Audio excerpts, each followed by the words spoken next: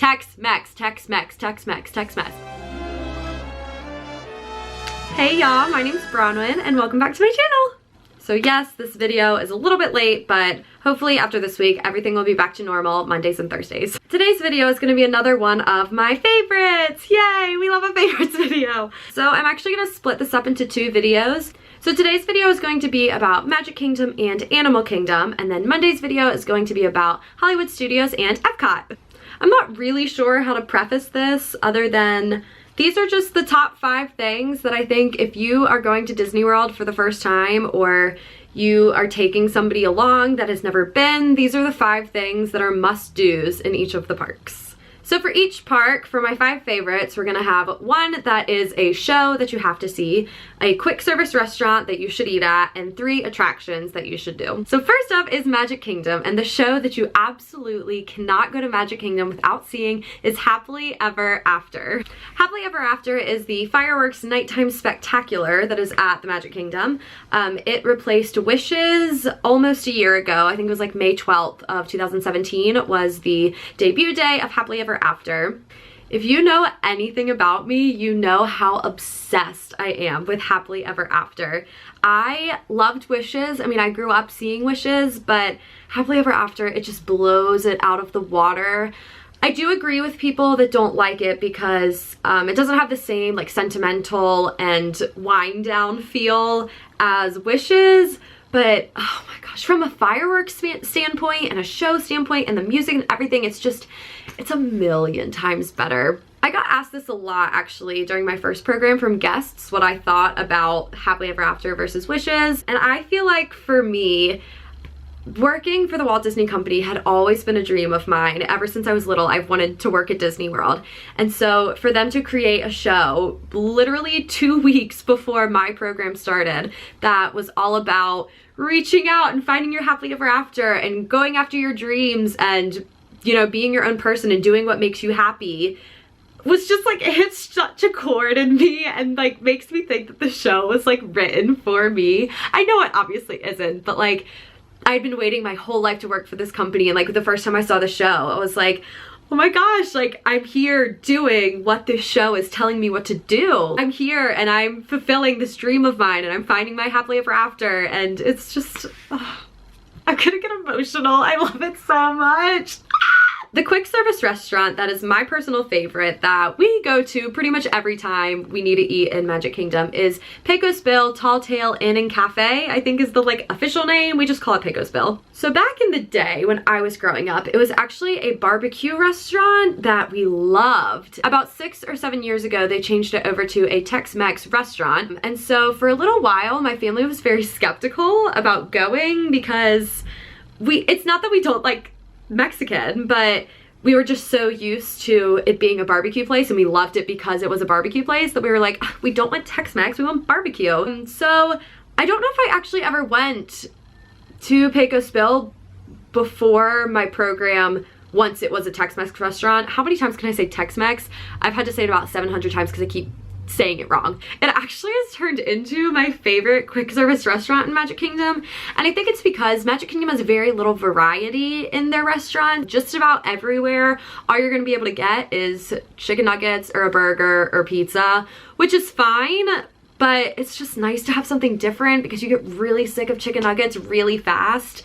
So I always like going to Pecos Bill because it just breaks it up from what you normally get. I get the soft tacos, they're so good. The portions are decent sized. I never finish mine, but I don't finish most things that I get, so probably not a good comparison. They have tacos, they have nachos, they have burgers, but they're like Mexican burgers. Like they've got, I don't know, like it's basically like a fajita on a burger. But it's really good. They still have the topping bar that I know a lot of people are obsessed with. And yeah, you can get chips and queso. Like it's a nice break from normal park food.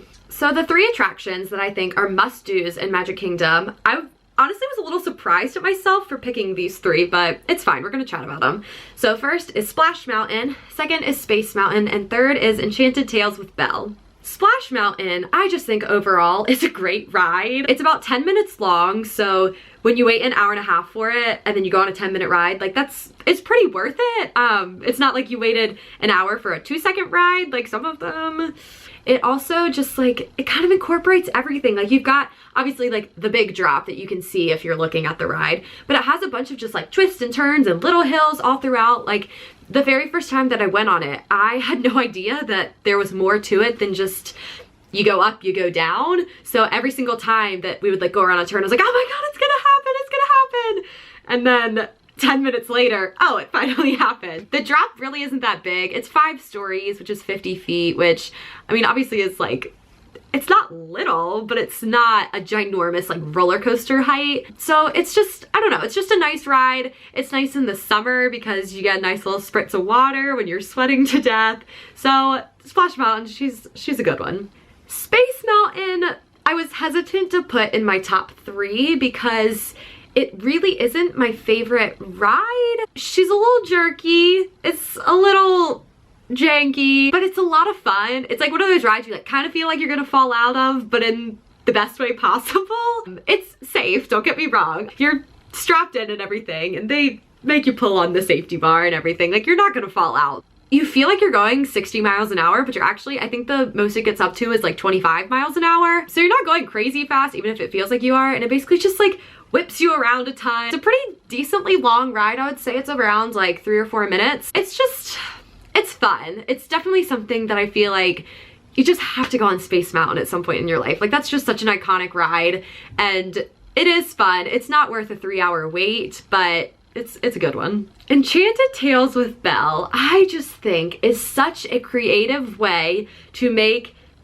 an attraction and a meet and greet combine. For if you don't know, Enchanted Tales with Belle is an interactive little story time thing. You get to go into Maurice's workshop, who is Belle's father, if you didn't know. So you get to look at all the stuff that he's made, and then you go into the next room, and there's the wardrobe. Does she have a name? We're just gonna call her the wardrobe. Yeah. And she chats with you because the whole premise is that you're surprising Belle by reenacting the story of the night the Belle and the Beast fell in love. It's really fun for kids and adults because there's a lot of roles in the show for adults also actually. But they pick people, they'll have you act like, all right, everybody march, and they can pick the best soldiers, and then they'll give the 2 people that get to be the soldiers little cardboard cutouts of soldiers. Or they have Chip and Mrs. Potts, and they have everybody hop, and whoever does the best hops get to be Chip and Mrs. Potts and everything. And they basically have like everybody in the movie, like other than Gaston, because we don't need him. And then you go into the next room, and Lumiere is in there. It's in the library, and he's like, okay, I'm gonna call Belle in, and we're all gonna yell surprise. So Belle comes in, you yell surprise, and you get to reenact the story. Whoever got picked to be the Beast gets to do a little dance with Belle. It's super cute when it's little girls and they're like dressed up as Belle and they're getting to dance with her. It's, oh my gosh, it's the cutest thing in the world. Oh, love it. But so yeah, you basically just get to reenact the whole thing, and then at the end of it, if you want to take a picture with Belle, you can, and there's a PhotoPass photographer, so it's included in Memory Maker, or you can buy the picture, however you go about doing pictures for your trip or for your program. So that's the only way that you can meet Belle in Magic Kingdom, and she has on her gold ball gown. Love that. She doesn't sign autographs though, but you do get a bookmark that has her autograph on it, so you can stick that in your autograph book. Belle likes to hang out in a couple different places, so if you really wanted her autograph or something, you can go meet her in Epcot and she'll sign your autograph there, but in Magic Kingdom, she does only do the bookmarks. Magic Kingdom is just, Magic Kingdom is just the best. Like, I mean, Epcot's my favorite, but Magic Kingdom is clearly by the name, a very magical place. Next is Animal Kingdom. The show that you absolutely have to go and see in the Animal Kingdom was actually really hard for me to pick because there's 2 that I love a lot, and it's Finding Nemo the Musical, which we're not going to talk about, but you still need to go see it. But Festival of the Lion King is just, it's an incredible show. If I could be in any show in Disney World, it would probably be that one. There's 4 main people in it that sing live and are like acting throughout the whole thing that are so incredibly talented. They, oh my gosh, their voices are insane, and they sing a bunch of different songs. They've got Circle of Life, and I Just Can't Wait to Be King, and Can You Feel the Love Tonight? All the iconic songs from The Lion King are in it, so if you love The Lion King, you'll love that aspect of it. There's also a ton of dancers in the show. There's monkeys, not real monkeys, they're tumble monkeys that do like gymnastics and stuff. So cool. Timon is in it, Pumbaa, there's elephants, there's giraffes. Like, it's just such, it's a pretty intimate theater, and it's just so, oh my gosh, it's just so good. It's kind of an interactive show, especially in the beginning, because there's 4 different sections that you can sit in, and each section is a different animal. So basically there's the elephant section. So the guy comes around and he's like, all right, everybody give me your best elephant impression, whatever. They like have somebody come up to the front by themselves and do it in the microphone. We've got the warthogs, they like act like little warthogs and stuff. So cute. But yeah, it's just, they have, are they trapeze aerialists? They're not trapeze, I guess they're aerialists. I don't know. There's a bluebird. Is she a bluebird? I don't know what they are. There's a bird that's blue and a bird that's red. The red one's a boy, the blue one's a girl. And she flies around, like literally flies. And they are, honestly, they're my favorite part of the whole show. They are incredible. I wish that I could do that so that I could do that in the show. Because it's just like, it blows my mind every time. I'm just like, want to start crying because it's so beautiful. So definitely check out Festival of the Lion King. They have shows all day, every hour. Ugh, you just have no excuse not to go and see it. Animal Kingdom is another park that is not, they're a bit more adventurous in food than Magic Kingdom is, but they're not quite at like Epcot level. But my favorite restaurant that's quick service in Animal Kingdom is Satuli Canteen, which is in Pandora. Satuli Canteen has a bit of a different menu. I don't want to say it's different because it's not super exotic. You basically pick your base, you pick your meat, you pick your sauce, and then they make it for you. They also have these little like hamburger pod things. I don't know. I don't like burgers, so I've never gotten them, but they look cool, so maybe check those out. But I love what I get. It's a huge portion. I get a kid's meal most of the time because can't finish anything. Again, it's just very different from what else is in a lot of the park. And it's just, it's a nice break from chicken fingers and french fries. They also have some really good desserts and fancy drinks and stuff. They've got like different margaritas and everything, and it's all Pandora themed, so it's just really, they're really good. So the 3 rides that I feel like everybody has to do, I feel like really aren't gonna be that much of a surprise to anyone. The first is Flight of Passage, which is a ride in Pandora. It is probably the best attraction I've ever been on in any theme park I've ever been to. Like, not just like, oh, my favorite ride in Disney. Like, it's just, oh my gosh. If you've been on Soarin', it's basically Soarin' on steroids, that you get to ride on the back of a banshee, which is this like dragon flying thing. They explain it really good in the little video you have to watch before the ride. I've actually never seen Avatar, so I don't know a ton about the people there, but I know what I know from the video before Flight of Passage, basically. It's literally Soarin' on steroids. It's the same kind of concept of there's a huge screen in front of you that you're watching, and you board onto your banshee, which kind of just looks like a little motorcycle that you're sitting on, and the whole thing moves around. Like, every time you drop or anything, like, I literally scream. It feels like you're really doing it even though you're not. Like, you're moving, but you're not like moving. You're just like, wee, if that makes any sense. I don't know. Also, my favorite part about that ride is that on the little contraption that you're sitting on, between your legs, you can feel the banshee breathing, which is a very like oddly comforting feeling, because it's kind of, it's not a scary ride, but like, she's a little intense. Like, you're like diving through forest, you're going under waves and stuff, that like being able to feel your banshee breathing, you're like, okay, I'm good. Like, I'm not alone. We're doing this. My second favorite ride, I'm sure, again, is no surprise to anybody, and it's Expedition Everest. I always forget until I go on it how like real of a ride it is. I think just because like you get so used to the like very mild roller coasters like Big Thunder Mountain Railroad that are like really fun, but it's just like, you're just, you know, doing a little up and down. Everest is like, that's a real ride. Like, it's big. There's huge drops. You go backwards for a while that it literally feels like you're going upside down, like you're not, because I mean, you're just not, but it's just such a fun ride. And there's Yeti in it that I have to close my eyes every part because it scares me.